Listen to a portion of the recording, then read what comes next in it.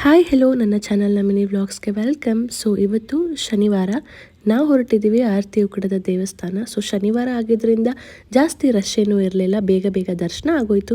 ಇನ್ನು ದರ್ಶನ ಮುಗಿಸ್ಕೊಂಡು ನಾವು ಪಾಂಡವಪುರ ಸೈಡಲ್ಲಿ ಸರ್ಕಲಲ್ಲಿ ಮದ್ದೂರೊಡೆ ಮಾಡ್ತಾರೆ, ಅದು ಕೂಡ ಬಿಸಿ ಬಿಸಿ, ಅದನ್ನು ತಿಂದ್ಕೊಂಡು ಇನ್ನು ಹಳ್ಳಿ ಸೈಡ್ ಕಬ್ಬಿನ ಹಾಲು ರುಚಿ ಅಂತೂ ಅದನ್ನು ಹೇಳೋಕ್ಕೆ ಆಗಲ್ಲ, ಅಷ್ಟು ಚೆನ್ನಾಗಿರುತ್ತೆ. ಅದನ್ನು ಕೂಡ ಕುಡ್ಕೊಂಡು ಹಾಗೆ ನೇಚರ್ನ ಸ್ವಲ್ಪ ಎಂಜಾಯ್ ಮಾಡಿಕೊಂಡು ನಾವು ನೆಕ್ಸ್ಟು ಹೊರಟಿದ್ದು ಸಾಯಿಧಾಮ. ಸೊ ಈ ದೇವಸ್ಥಾನದ ಬಗ್ಗೆ ನಾನು ಆಲ್ರೆಡಿ ಒಂದು ವಿಡಿಯೋ ಮಾಡಿ ಹಾಕಿದ್ದೀನಿ. ಸಾಯಿಬಾಬನ ಭಕ್ತರಿಗಂತೂ ತುಂಬ ಇಷ್ಟ ಆಗುವಂಥ ದೇವಸ್ಥಾನ, ಯಾಕಂದರೆ ವಿಶೇಷವಾಗಿ ಇಲ್ಲಿ ಸಾಯಿಬಾಬಾ ಅವ್ರು ಮಲಗಿರೋ ಅಂಥ ಪ್ರತಿಮೆನ ನೋಡ್ಬೋದು. ಅದಾದಮೇಲೆ ಧ್ವನಿ ಸೇವೆ ಕೂಡ ಕೊಡ್ಬೋದು.